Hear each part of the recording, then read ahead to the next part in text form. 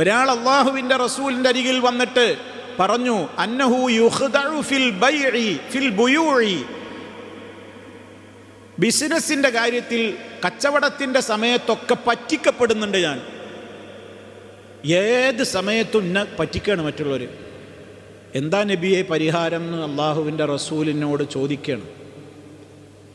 ഫഖാല റസൂലുള്ളാഹി സ്വല്ലല്ലാഹു അലൈഹി വസല്ലം, അള്ളാഹുവിൻ്റെ റസൂൽ പറഞ്ഞു കൊടുത്തു, മൻ ബായഅത ഫഖുൽ ലാ ഖിലാബ, നീ ആരുമായി ഇടപാടിന് പോകുന്നുവോ, നീ ആരുമായി ഇടപാട് നടത്തുവാൻ പോകുന്നുവോ അയാളോട് ആമുഖമായി നീ പറഞ്ഞേക്കണം, ലാ ഖിലാബ, ചതിക്കാൻ പാടില്ല കേട്ടോ എന്ന് ആദ്യമാണ് പറഞ്ഞത്.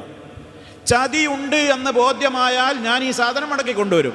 അത് എത്ര ദിവസം കഴിഞ്ഞിട്ടാണോ നിങ്ങൾ കരാറിലെത്തിക്കോ. ഇതുകൊണ്ട് കച്ചവടം മുറിഞ്ഞു എന്ന് വിചാരിക്കണ്ട. ചതിക്കപ്പെടുന്നുണ്ട് എന്ന് ഉറപ്പുള്ളവനോട് അള്ളാഹുവിൻ്റെ റസൂൽ പറഞ്ഞത് അതാണ്. നീ പോയിട്ട് പറഞ്ഞോ, ഞാനിത് വാങ്ങാം, പക്ഷേ കണ്ടീഷൻ ഉണ്ട്. സാധാരണ കച്ചവടം മുറിയൽ എങ്ങനെയാണ്? വസ്തു നമ്മൾ വാങ്ങി കൈപ്പറ്റി അതിൻ്റെ ക്യാഷ് അങ്ങോട്ട് കൊടുത്ത് സദസ്സ് പിരിഞ്ഞു കഴിഞ്ഞാൽ ആ ബിസിനസ് എന്തായി? നടന്നു, കച്ചവടം നടന്നു, പിന്നെ ഇനി അതിൽ വേറെ മാറ്റമൊന്നുമില്ല. അതേ അവസരത്തിൽ അതിന് വിപരീതമായി എപ്പോഴും ചതിക്കപ്പെടുകയാണോ എങ്കിൽ നീ പറഞ്ഞേക്കണം, ചതി പാടില്ല.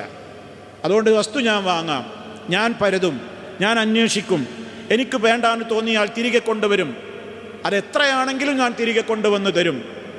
ഓക്കെ ആണെങ്കിൽ മാത്രം ഞാൻ നിങ്ങളുമായി ഇടപാട് നടത്തുന്നു. ആദ്യമേ നീ പറഞ്ഞേക്ക് ലാ ഖിലാബ.